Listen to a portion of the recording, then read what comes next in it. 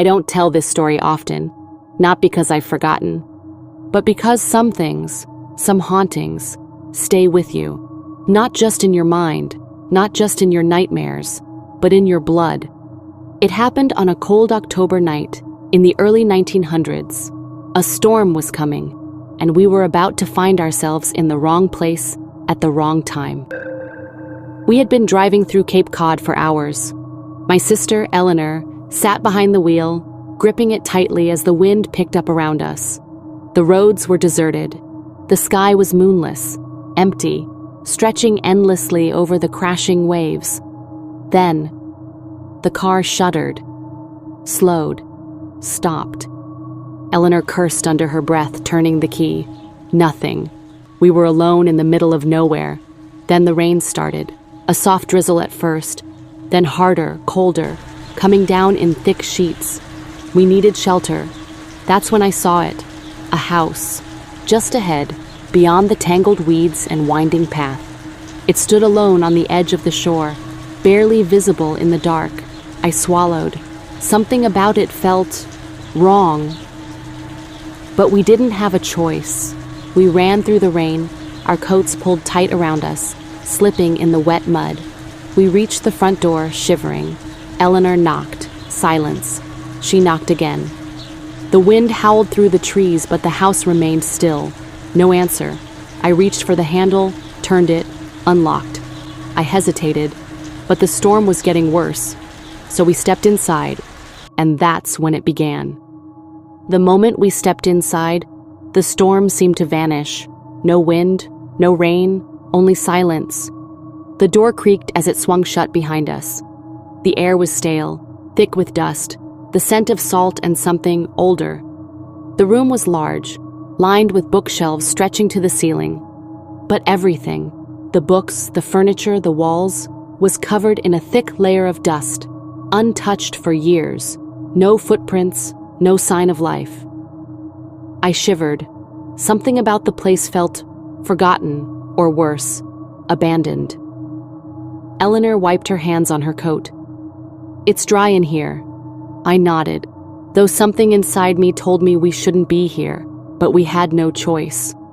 We went back to the car, grabbed some blankets, and lay down on the wooden floor. I tried to ignore the way the wind moaned through the cracks in the walls, tried to ignore the way the house seemed to breathe around us. Eventually, I fell asleep, but we weren't alone for long. I don't know how long we slept, but I remember what woke us up, a sound. Low deep, like a groan carried by the tide. At first, I thought it was the wind. Then I opened my eyes, and I saw him. A figure stood by the fireplace, tall, motionless, dripping wet. The fire had long since burned out, but in the dim light, I could see the water pooling around his boots. His clothes were old, a sea captain's coat, heavy with moisture clinging to his frame. His face was pale, gaunt, his eyes locked on something far away, not looking at us, not seeing us, but somewhere else entirely. My throat tightened. I couldn't move. Eleanor's hand found mine, her fingers like ice. For a long moment, we just stared. Then, in a shaking voice, she whispered, "Who's there?" The figure groaned again, a long, low sound of sorrow. Then, he began to dissolve.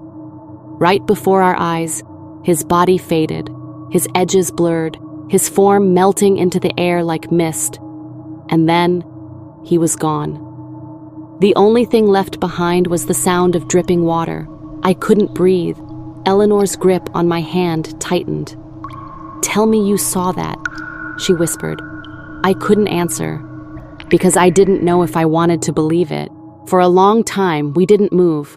We lay there, staring at the empty space where he had been. The room was silent. No footsteps, no doors creaking, no sound of wet boots on the wooden floor, like he had never been there at all. Eleanor exhaled shakily. "We imagined it," she whispered. I didn't answer, because I wasn't so sure. But what else could we do? So we lay back down, huddling close under our blankets, trying to ignore the way the air felt colder now, trying to ignore the scent of salt water lingering in the room, and somehow, we fell asleep again, The morning after I woke first. The house was silent, but something felt different. Then I saw it.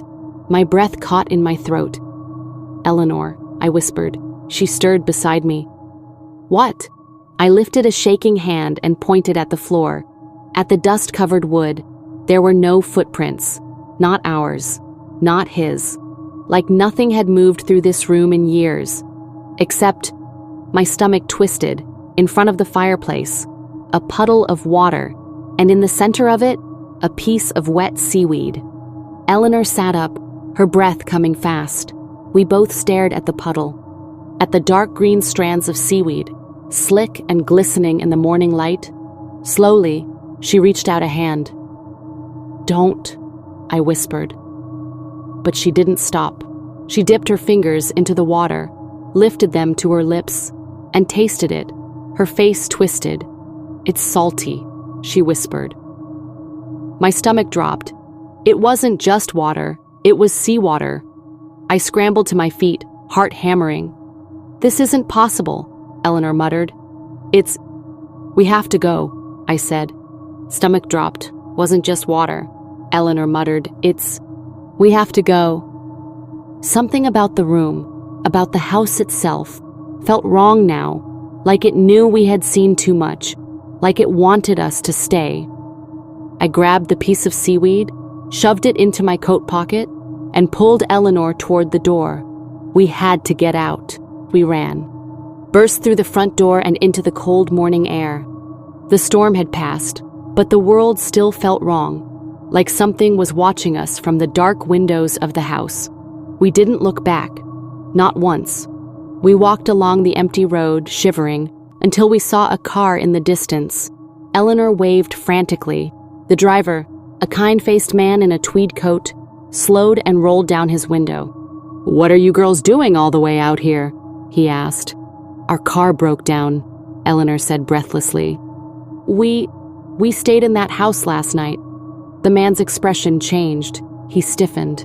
"That house?" he asked slowly. "Yes," I said. "It was abandoned, so Nobody's lived there for years," the man interrupted. I hesitated. "Why?" The man's grip tightened on the wheel. "The family left," he said, "after their son drowned at sea." A shiver crawled down my spine. I glanced at Eleanor. Neither of us spoke. The man sighed. "Folks around here say he never came home. That his spirit still—" He stopped, shaking his head. "Never mind, you need a ride?" We nodded, climbing into the car. But I couldn't stop thinking about what he had said, and about what we had seen. The sea captain's coat. The pool of seawater in front of the fireplace. The seaweed he left behind. A ghost. A man lost to the ocean, still trying to find his way home. But why had he shown himself to us? And why did I feel like something had followed us? We didn't speak for the rest of the drive. I kept my hand in my coat pocket, fingers curled around the wet seaweed. I could still feel the cold moisture clinging to it, as if it had just been pulled from the ocean floor. When we arrived in town, we thanked the driver and found a mechanic to fix our car. But before we left, we sent the seaweed away for testing. I don't know what we expected. Some kind of logical explanation, maybe. Proof that it had just been our imaginations.